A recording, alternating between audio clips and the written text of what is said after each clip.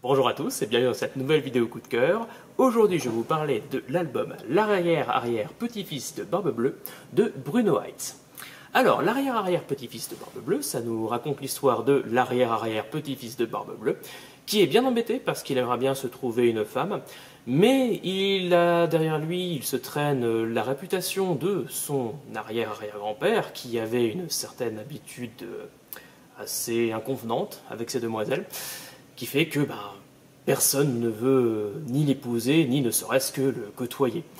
Il fera la rencontre de l'ogre du Petit Poucet, qui lui conseillera avec bienveillance pour retrouver sa réputation, de brûler tous les livres qui parlent de la légende de son arrière-arrière-grand-père, comme ça, bien sûr, tout le monde l'oubliera, et ce cher Barbe Bleue pourra enfin trouver l'amour. On suit donc dans cet album la quête de Barbe Bleue pour dénicher le moindre livre et le brûler. Quête qui s'avérera bien compliquée, puisque évidemment des livres on en trouve partout, encore et encore, et notre pauvre homme devra errer par monts et par vaux et vivre mille péripéties pour arriver à son but. Alors, c'est un livre, on le sent dès le pitch de base en fait, qui est très drôle, avec un humour absurde, délicieusement décalé. En fait, on le voit rien qu'à l'idée de base, on dirait presque une blague. Alors, c'est l'arrière-arrière-petit-fils de Barbe Bleue qui cherche une femme. Et ça donne lieu à tout plein de péripéties qui sont très drôles, mais aussi en fait assez tendres, mine de rien, puisqu'on parle de réputation familiale, d'un moyen de se faire accepter malgré les apparences et de la souffrance que ça peut engranger. Et si ces thématiques peuvent être assez graves, elles sont toujours compensées par le côté très léger de l'album, et avec un humour, mais d'un absurde absolument exquis.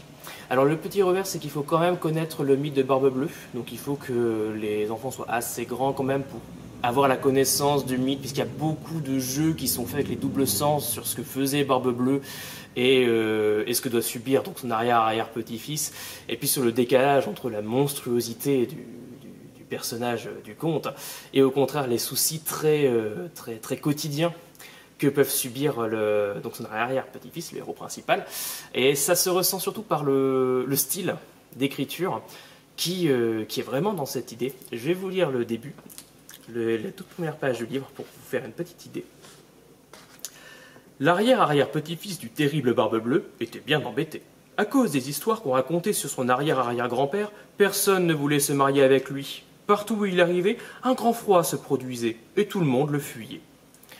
Et donc il y a ce style en fait très mondain, très quotidien, qui fait que ce décalage se fait très bien tout au long du livre. Autre chose qui est assez sympa, en fait c'est un livre qui se suit assez bien. Les péripéties sont franchement prenantes, on a vraiment envie de savoir la suite malgré le fait que ça ressemble à une immense farce. Et on se trouve en fait assez impliqué dans l'histoire de ce pauvre personnage. Ce qui est soutenu par le style graphique, tout en papier et en couleur. Alors il y a très peu de couleurs et c'est fait exprès. Par exemple ici on voit le bleu de la barbe forcément qui se détache. Et ici on voit entre autres le rouge marqué du fils de l'ogre du Petit Poucet. Et ces images en fait, ces couleurs qui paraissent dans ces décors en papier, ça va symboliser tout un tas de choses, notamment l'incapacité du petit-fils de Barbe Bleue à disparaître, à faire disparaître sa filiation, puisque ces couleurs sont subies et sont impossibles à dissimuler. Et à l'inverse, ces petits décors en papier sont très bien utilisés pour faire ressortir le côté assez enchanteur de ce conte, qui apporte beaucoup de douceur et qui vient aussi souligner son humour. Voilà, pour toutes ces raisons, je vous recommande la lecture de ce livre, et moi, je vous dis à la prochaine pour une autre vidéo.